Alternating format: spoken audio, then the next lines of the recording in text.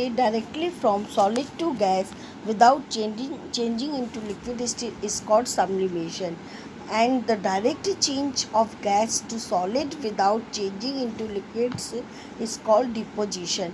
जैसे कि अगर डायरेक्ट सॉलिड से गैस के में अगर हमारा चेंज हो जाता है बिना लिक्विड स्टेट में आए तो वो हमारा सब्लिमेशन होता है, और अगर गैस से सॉलिड स्टेट में without changing into liquid state liquid में ना आकर के गैस से डायरेक्ट सॉलिड में अगर चेंज होता है तो वो हमारा कहलाता है डिपोजिशन। फिर हमारा आता है effect of change of pressure. Pressure का मतलब मैटर के ऊपर क्या इफ़ेक्ट होता है। तो अगर कोई भी अगर हम इसका भी प्रेशर का भी हमारा इफ़ेक्ट पड़ता है मैटर के ऊपर। कैसे, तो वो गैस, जैसे मान लो कि गैस पार्टिकल होता है, गैस हमारा स्प्रेड होता है, दूर दूर फैले रहते हैं। अगर हम उसको कंप्रेस करेंगे, अगर हम उसको दबाएंगे तो क्या होगा, गैस अगर ज़्यादा प्रेशर देंगे तो वो हमारा गैस बाहर आ जाएगा। तो वो इसी तरीके से लिक्विड यानी कि मतलब और पास आ जाएंगे पार्टिकल। इसी तरीके से लिक्विड में होगा, और यही सेम जो प्रोसेस ये मतलब क्या होगा कि जो पार्टिकल्स होंगे, मैटर के जो पार्टिकल्स होंगे वो एक दूसरे के और ज़्यादा क्लोज हो जाएंगे, मतलब एक पास आ जाएंगे। फिर उसका तो इस तरीके से हम ये कह सकते हैं, we can say that the pressure and temperature determine the state of a substance whether it will be solid, liquid और gas.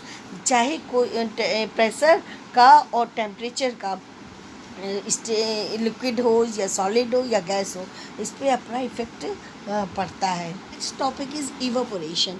We know that particles of matter are always moving and are never at rest. हमेशा matter का जो particles होता है हमेशा move करता रहता है, कभी रेस्ट कंडीशन में नहीं होता है। At a given temperature in any gas, liquid और solid there are particles with different amounts of kinetic energy. और सब चाहे वो सॉलिड हो, लिक्विड हो या गैस हो, सबकी काइनेटिक एनर्जी भी डिफरेंट होती है। In the case of liquid a small fraction of particles of at the surface के ऊपर हमारा फ्रैक्शन कम होता है, हैविंग हायर काइनेटिक एनर्जी, और काइनेटिक एनर्जी बहुत ज़्यादा होती है, is able to break away from the forces of attraction of other particles. इतनी मतलब काइनेटिक एनर्जी इतनी ज़्यादा होती है कि वो किसी भी थोड़ा सा भी फोर्स लगाने पे कोई भी पार्टिकल्स को अलग अलग कर सकते हैं। And gets converted into vapour, और वेपर में, जिसकी वजह से वो वेपर में चेंज हो जाएगा। This phenomena of change of a liquid into vapours at any temperature below its boiling point, यानी कि मतलब कि उसके थोड़ा सा लिक्विड क्या होगा कि वेपर फॉर्म में चेंज होगा एट एनी टेम्परेचर, किसी भी टेम्परेचर में below its boiling point is called evaporation. ये प्रोसेस हमारा लिक्विड से वेपर में जब चेंज होता है, ये प्रोसेस हमारा इवेपोरेशन कहलाता है। इसके कई फैक्टर होते हैं, फैक्टर अफेक्टिंग इवेपोरेशन, जैसा है कि आपका इंक्रीज सरफेस एरिया, फिर आपको होता है increase of temperature, decrease humidity और इंक्रीज इन विंड स्पीड। तो first factor is increase of surface area. We know that evaporation is a surface phenomena if the surface area is increased. अगर surface area हमारा increased होगा, the rate of evaporation increases, तो हमारा जो evaporation होगा वो भी इंक्रीज करेगा, यानी सरफेस एरिया इंक्रीज करेगा तो हमारा इवेपोरेशन क्या होगा, इंक्रीज्ड हो जाएगा।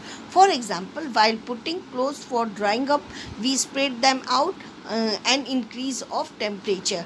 अगर हम अपने कपड़ों को अगर फैला करके स्प्रेड करके अगर हम फैलाते हैं तो वो क्या होगा, जब टेम्परेचर इंक्रीज हो जाता है तो जल्दी से वो जो वाटर उसमें लिक्विड है स्टेट में होता है वो वेपर के रूप में चेंज हो जाता है और हमारे कपड़े ड्राई हो जाते हैं। And increase of temperature increase करने पे क्या होगा, तो मोर number of particles get enough kinetic energy.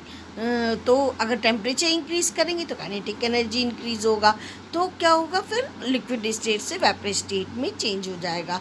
Decrease in humidity is the amount of water vapour present in air.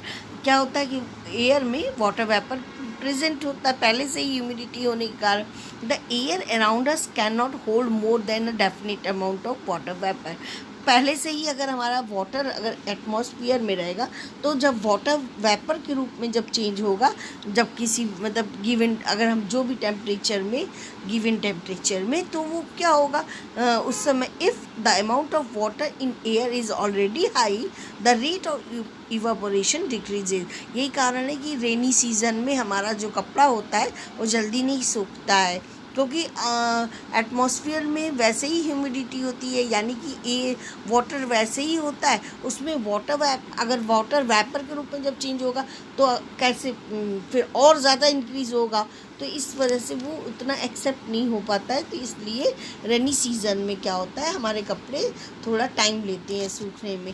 And increase in wind speed, अगर इस विंड की स्पीड अगर तेज़ होगी तो it is commonly observation that clothes dry faster on A windy day. तो अगर जब हवा बहुत ज़्यादा तेज़ी के साथ चलती है तो आपने देखा होगा कि कपड़े आपके जल्दी सूख जाते हैं with the increase in wind, क्योंकि कारण क्या है कि विंड की स्पीड बहुत तेज़ है। The particles of water vapour move away with the wind, जो वाटर वेपर के रूप में चेंज हुआ है वो विंड के साथ साथ वो बह जाता है, वो उड़ जाता है, ये कह लो आप, ख़त्म हो जाता है। Decreasing the amount of water vapour in the surrounding, मतलब कि अगर विंड की स्पीड तेज़ होती है तो वाटर वेपर जो हमारे आसपास का है सराउंडिंग में वो डिक्रीज अमाउंट में हो जाता है। How does evaporation cause cooling? In an open vessel, the liquid keeps on evaporating. The particles of liquid absorb energy from the surrounding. अगर हम लिक्विड को अगर हम इवोपरेट कराने, कोई भी खुला हुआ बर्तन अगर हम लेंगे तो क्या होता है कि लिक्विड का एब्जॉर्ब करता है जो एनर्जी, तो उससे क्या होता है from the surrounding to regain energy lost during evaporation. तो इवोपरेशन के दौरान एनर्जी लॉस्ट होती है। This absorption of energy from the surrounding make the surrounding cool. इसकी वजह से हमारा जो सराउंडिंग होता है, हमारे चारों तरफ का जो एरिया होगा तो वो कोल्ड हो जाए।